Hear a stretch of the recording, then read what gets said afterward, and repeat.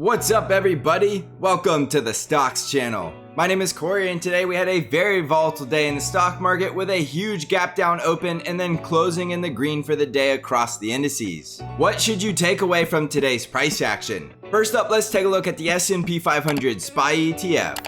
So let's crack open this chart and see what's going on in the stock market today. All right. So today on SPY, we were up 1.5%, even though we did have a huge gap down open, and we did gap down right on top of that support level at 411 and have officially closed that gap. You can clearly see looking at the chart that the bears and the bulls got into a candle measuring contest, and while I don't have a ruler on me, it definitely looks like the bulls are winning. This is an enormous bullish looking candle, even though we did not take out any of the previous highs and we are still in a downtrend, but we can't write off the fact that today we did see huge volume buying. I talked about this just last night that the market makers were more than likely going to do a stop raid, come back down below critical support levels, liquidate all of the stop losses and force sell all of those positions, and then more than likely we would see if the bulls had what it take to buy the dip and drive the market higher.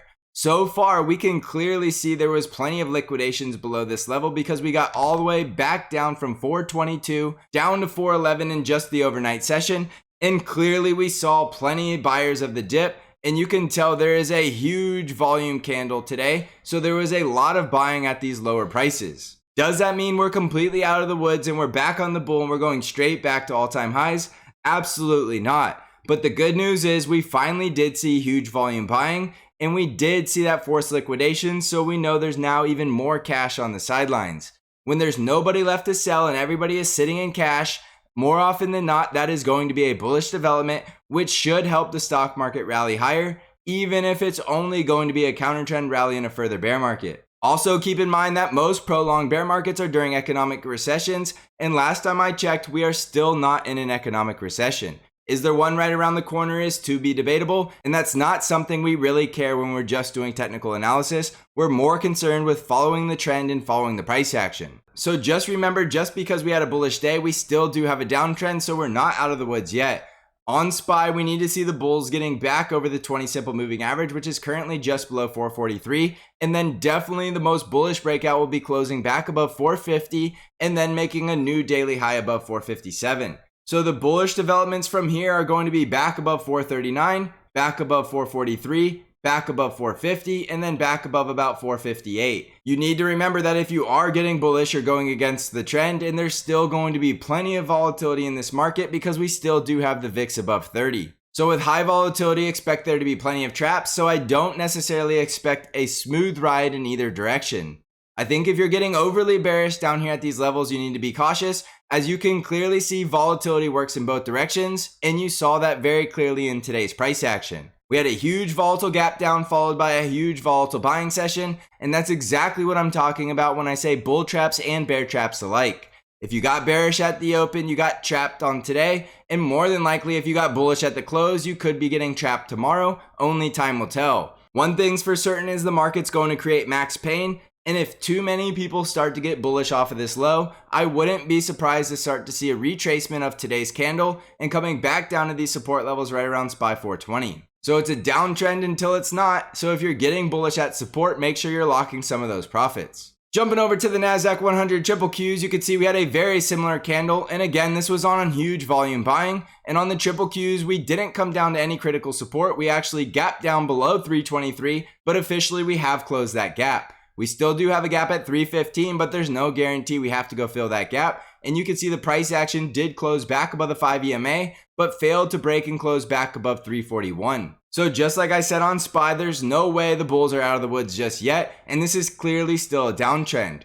On the triple Qs, you need to get a bullish breakout back above 341 and then close back above about 353. And above 353, we'll still need to get back above the 50 EMA, which is sitting around 364, and that is a moving target. To the downside, you're looking for support levels at 334, 323, and 315. And as you can tell from this chart, there's no guarantee that 323 is even going to be a critical support level. So take it or leave it whether or not you want to follow that level. Just remember, we're clearly in a downtrend, but we do have a very bullish looking candle and a lot of bullish buying volume, and we definitely did get that forced liquidations below this critical level at 334. Remember, forced liquidations means there's lots of cash on the sidelines, and that cash will likely want to buy back into this market, especially if it starts rallying higher, and that's the definition of FOMO. Whether or not we end up seeing a FOMO rally or a counter trend rally and continue into a bear market is to be determined.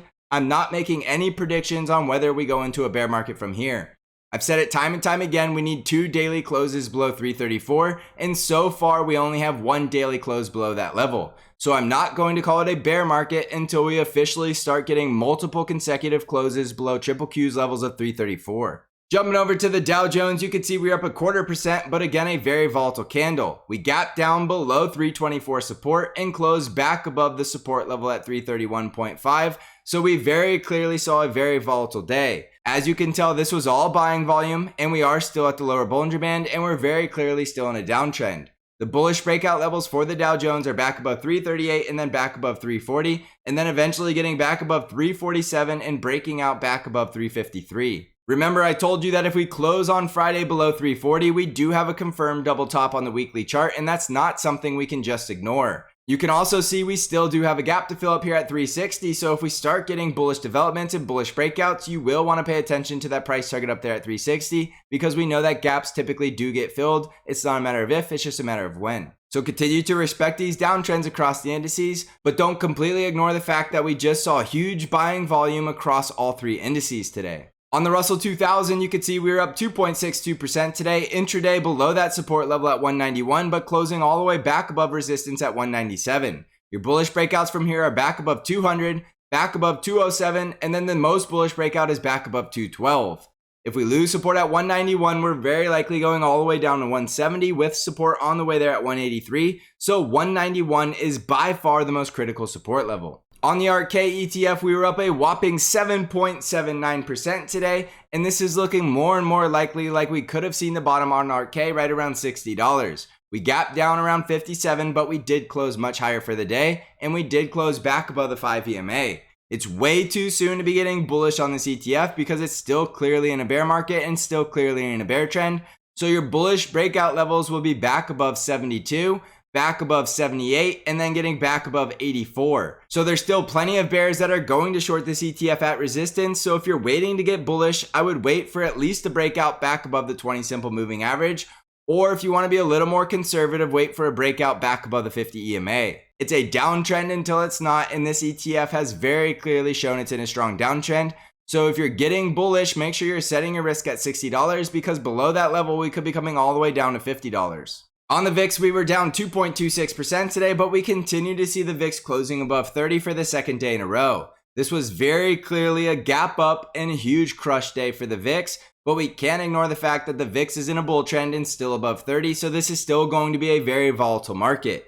Remember, you can't get overly bullish until the VIX at least gets back down below 24 and then closes below 20. And so far, that looks like it's a long ways away, so continue to expect plenty of volatility in this market with bull traps and bear traps alike. On Bitcoin, we're currently up 1.8%, and we do see very high volume buying, but so far, Bitcoin is failing to even break back above resistance right around 39,000, and we're still below the 50 and the 20 simple moving average. So far, support is holding up at 35,000, but if we lose that level, Bitcoin's coming back down to retest support at 30,000, and below 30,000, it's likely heading to 20,000. Your bullish breakouts now are back above 42,000 and then breaking back above 46,000. This is also very clearly in a bear trend and clearly getting rejected at resistance, so you really shouldn't be getting bullish on Bitcoin at these levels. On NVDA stock, we were up over 6% today and we did close back above that resistance level at 236, and we did fully close the gap at 228 just yesterday, and we did come back down and retest support at 209. So at this point, this could be a possible double bottom. We need to come all the way back up here and break above the neckline right around 267. So it's going to be extremely bullish the next time NVIDIA breaks above 270, and the first bullish breakout will be back above about 258. So watch the resistance levels on the way there, and they will be at 244 and 253. But once we start closing back above 258, it will look like NVIDIA is going back into a bull market. We had a lot of buying volume and we retested the low at 209, and we clearly saw a strong bounce. So this could be the time to start getting bullish on NVIDIA stock. But if you want to wait for confirmation, wait until it closes back above 258. On Tesla stock, we were up 4.81% today, and we did see Tesla hit that first price target that I have for you down here at 709, and we did bounce off that level. Now, this is clearly still a bear market, and we are still well below $900. So there's still going to be the possibility that Tesla stock will break down below 700 and come down to the next price target at 592. So you really can't be getting bullish on Tesla when it's in such a confirmed double top look and it's clearly in a bear trend. So wait to get bullish until you can see a close back above 940. If you want to get bullish before 940, then you need to respect the fact that it's in a downtrend and watch the resistance levels at 827, 860, and 900. Remember that as long as we're below $900, this is still a confirmed double top, which means we could still be trending down towards this level in the 590s. On Apple stock, we were up 1.67% today, and we did close back above resistance at 162 after successfully bouncing off of support at 159. You could see intraday we did gap down and test that support level at 153, and we did see buyers stepping in at that level. We have huge volume buying in a very bullish candle, and as you know, Apple is a market moving stock, but we're clearly seeing weakness and we did lose the bull trend. Apple will be looking a lot more bullish when it gets back above 168, and then above 168 we'll need confirmation of the breakout getting back over the 20 simple moving average at 170. So this isn't really a bearish look or a bullish look, this looks like sideways consolidation. But if we continue to break down and we close below 159, look for a retest of 157 and 153. On the financial sector, we were down 1.2% today, and we did open a gap above that doesn't fill until the financials get back up to about 38.2. On the industrials, we were up 1.28% today, but we still have the bear trend and we still are trading well below our support level. The healthcare sector was up 0.4% today, still in a bear trend and still holding up above our support level right around 125. The energy sector was down 0.78% today, and we did lose our support trend line, and we are continuing to close below our 20 simple moving average, so we could be seeing the energy sector rolling over. We went down on very high volume, so don't completely ignore that, and it's possible we're coming back down to the 50 EMA to test that level as support. Overall, I think cash leaving the energy sector and going to the other sectors will be bullish for the S&P 500 because the energy sector does not have a lot of percent weight by market cap in the S&P 500 fund. So jumping back over to the S&P 500, we are clearly still in a downtrend, so we need to respect the fact that the market is trending lower. But with that being said, we cannot ignore the fact that we saw huge buying volume today. If we see follow through from here and we continue to close higher and we continue to blast through resistance levels, we should be very close to getting bullish confirmation, and we could then say we possibly saw this bottom and we're going back into a bull market. Remember what I said in the introduction that most bear markets that are prolonged are typically in economic recessions, and so far we are not in that condition, even though I'm sure plenty of you can argue that until you're blue in the face and say that fundamentally we need to continue to go lower. So let's follow the price action, and we can all agree the trend is still lower, so we can't be getting overly bullish in a downtrend unless you're a long-term investor and you're willing to continue to accumulate as we head lower. So it's a downtrend until it's not, and we'll continue to look for bullish confirmations once we get breakouts above resistance and lose the bear trend. Also, don't forget that I do have Bank Trade Alert, which is an algorithm-driven trade alert service that only trades the ETF TQQQ and sends all of your buy and sell alerts directly via email and text message. With this volatile market in a brand new trading year, I think now is the best time to be a bank member. You can find out all of the information and how to subscribe by clicking on the link in the description of the video. I also have the Stocks Channel Discord where I do intraday updates and analysis and bring new trade ideas to you weekly. If you're interested in joining the Stocks Channel Trading Discord community, you can find out how to join the Discord server by clicking on the link below. So thanks for watching, everybody. I hope you're crushing this market. And as always, I will see you in the next episode.